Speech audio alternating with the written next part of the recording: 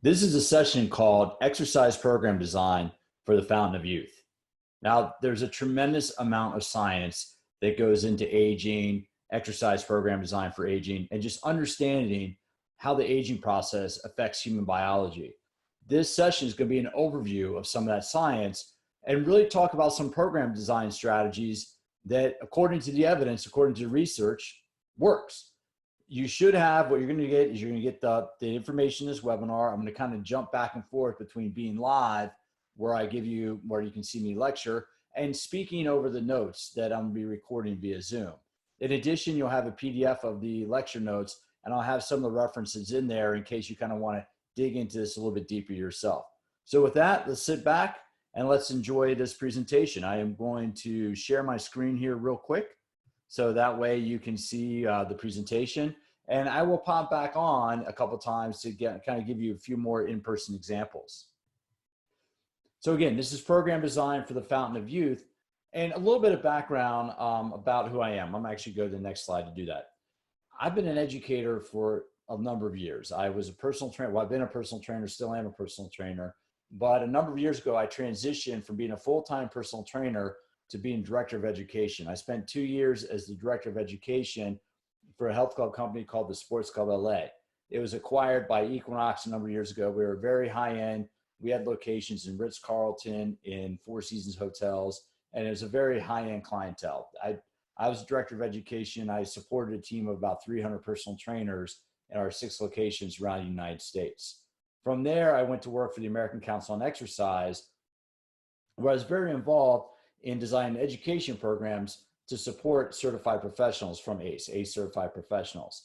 A number of years ago, I left ACE. When you work for the certification organization, you can't play with any equipment companies. A good friend of mine named Michelle Dalcourt created a product called the Viper. I wanted to work with him. I wanted to be able to work with Star Trek, which is a company that they made a really cool product. They still make it, but it's changed a little bit.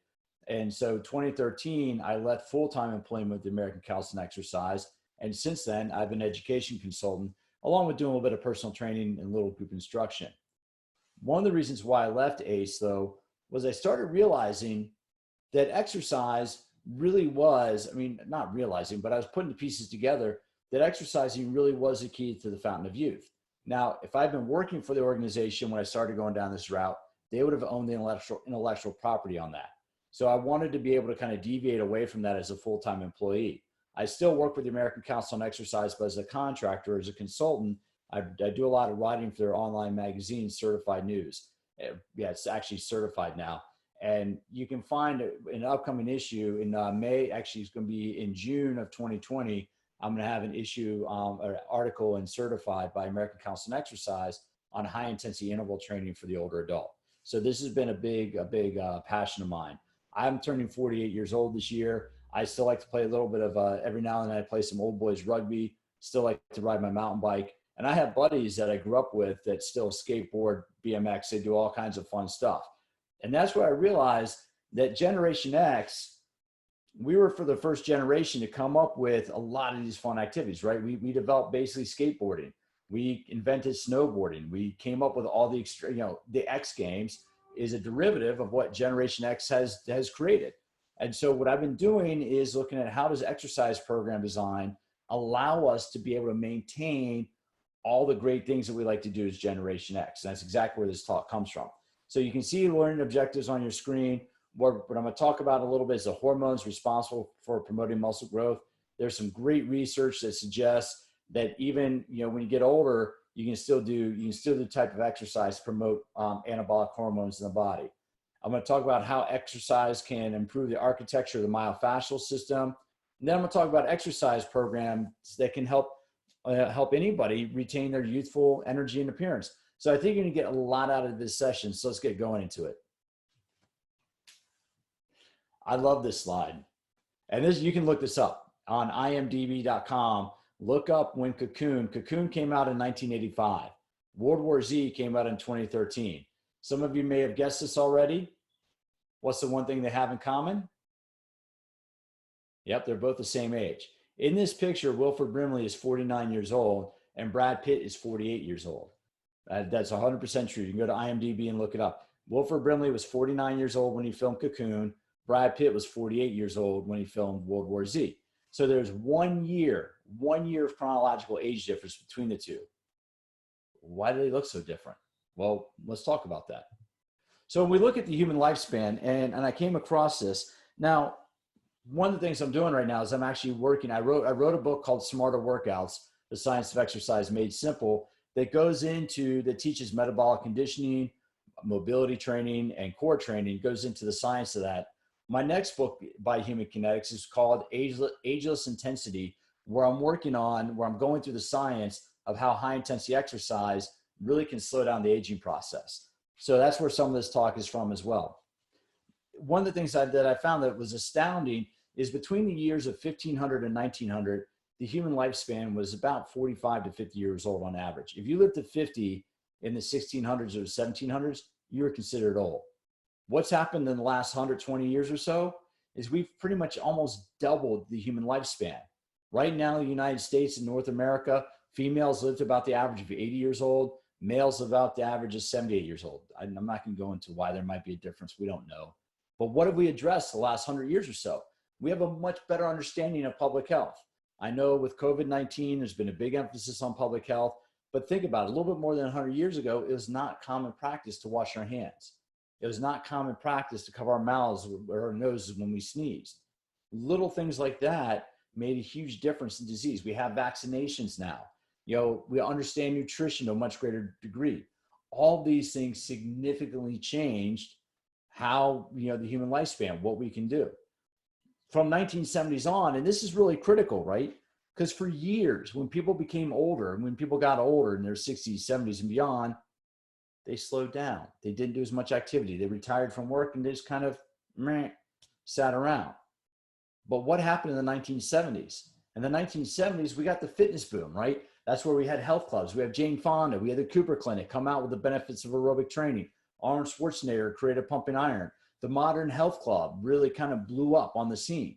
So if you're a relatively new fitness professional, you're in your early 20s, this goes back more than 50 years, or just about 50 years to 1970s, early 1970s is when the modern fitness era really began. And so what started happening then, people in their 20s, people that were born around 1950, baby boomers, the baby boom generation, born in the 1950s, started working out, exercising in the 1970s and 1980s. At first, it was purely looking at appearance, but what they're realizing now, what they're doing from that fascinating research is that exercise can really significantly slow down the aging process. There's that one study right there, and I have it referenced later on as well. But Ball State University in 2018, their exercise phys lab, they took three different groups of older adults. They took a sedentary group, which they're control, and these were all people in their 70s. They took another group, there were people in their 70s who have been exercising casually throughout their lifespan. So these 70-year-olds have been exercising throughout their 50 years. And then they took a third group of older adults, and I'm actually going to pop up on this to talk about this. They took a third group of older adults that were competitive athletes. So you had the sedentary group, you had the casual exercise group, and then you had the active athlete group. They did muscle biopsies from all those groups. And then they compared them to a group of younger adults in their 20s. And what they found were the older adults have been exercising, both the competitive athletes and the recreational exercisers, had muscle profiles, muscle biopsies similar to people in their 20s. There's more capillary density. They had higher levels of the glycolytic enzymes responsible for anaerobic metabolism. It was fascinating. Basically, that research went in and kind of identified that, hey, exercise over the course of a lifespan literally froze their muscles in time. If you're working with people in their 40s or 50s, my message to you, and I'm going to change my camera here just a moment. If you're working with people in their 40s and 50s, my message to you is, weight loss, yeah, that's kind of important. Use it for healthy weight management. You want to talk about managing healthy weight. People in their 40s, 50s, if they're really focused on six-pack abs, they might have other issues going on. That's not the primary focus. If you're working with people in their 40s and 50s, it's 100% legitimate to say exercise can and will slow down the aging process. And that's what I'm going to go through with this presentation. I'm going to talk about how exercise, how you as a fitness professional, as a personal trainer, can tell your clients that you're literally helping them to find the fountain of youth through exercise. So if weight loss is their goal, yeah, that's important.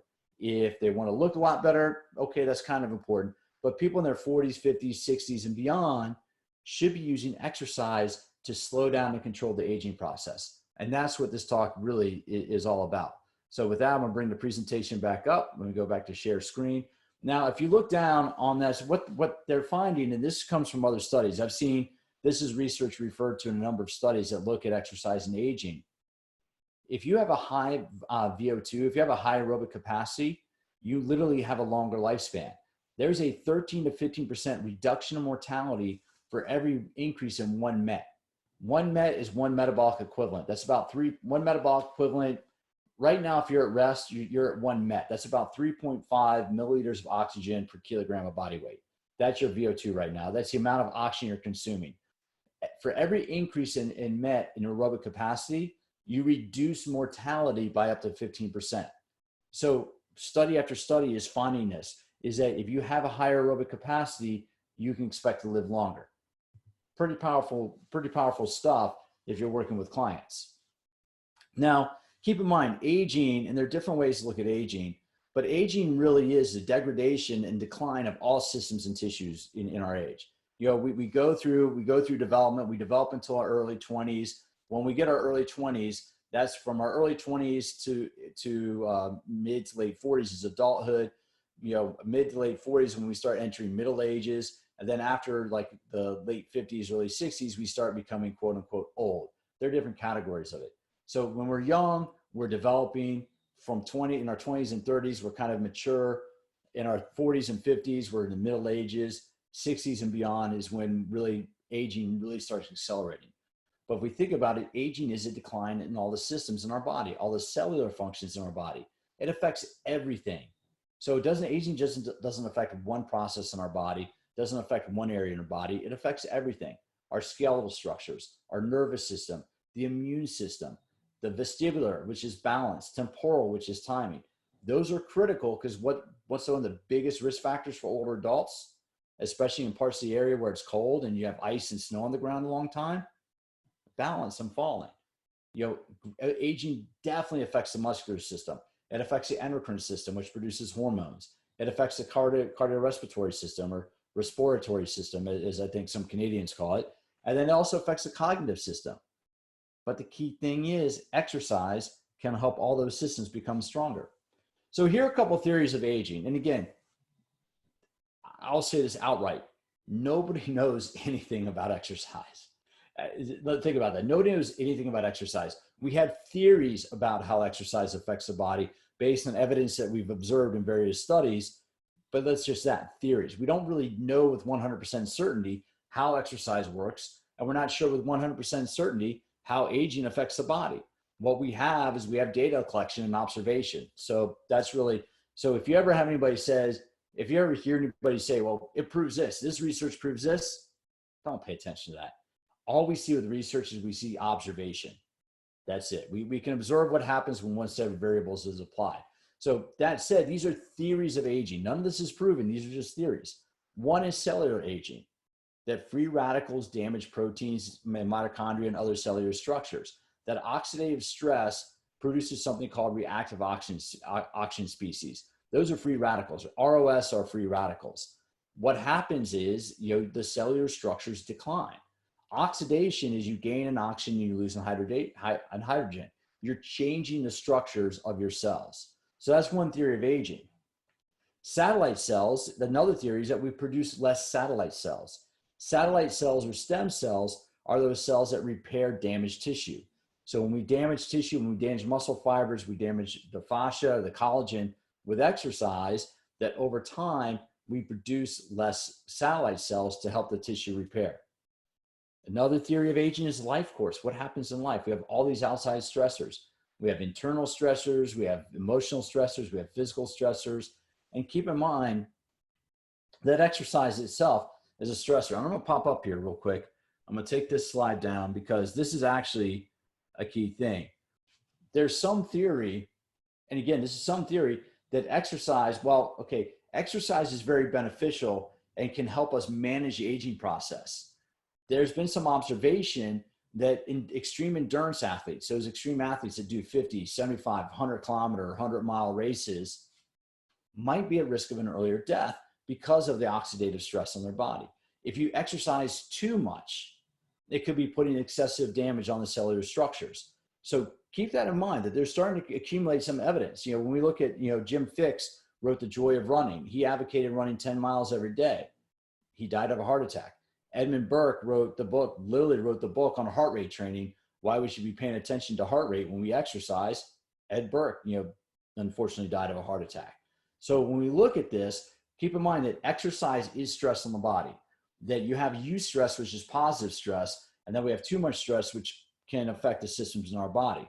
So when we see this, when we look at this cellular structure, the cellular theory of aging, is that too much exercise could cause excessive free radical oxidation of the organelles like the mitochondria, which we need in our body. So keep that in mind. We don't need to advocate high intensity exercise every day, that there is a balance. Also, here's something to pay attention to. There have been a few studies that show that people that are a few pounds overweight, that have, they're not extremely overweight, they're not obese, but they're a few pounds overweight, have a longer lifespan than people that are underweight. So all these things just really you got to take all these data points together when working with clients and thinking about how do you apply this information. Because if you tell a client, yes, exercise can can slow down aging and can enhance your life, okay, that's good, but not too much exercise, because too much exercise could cause excessive damage on the body. So just keep that in mind, that as you go through and you hear any talk anywhere, is always kind of keep that information, in the front of your mind, that there is no one right way. So the thing is, anytime you weaken the systems in your body, you're at people are at an increased risk of disease.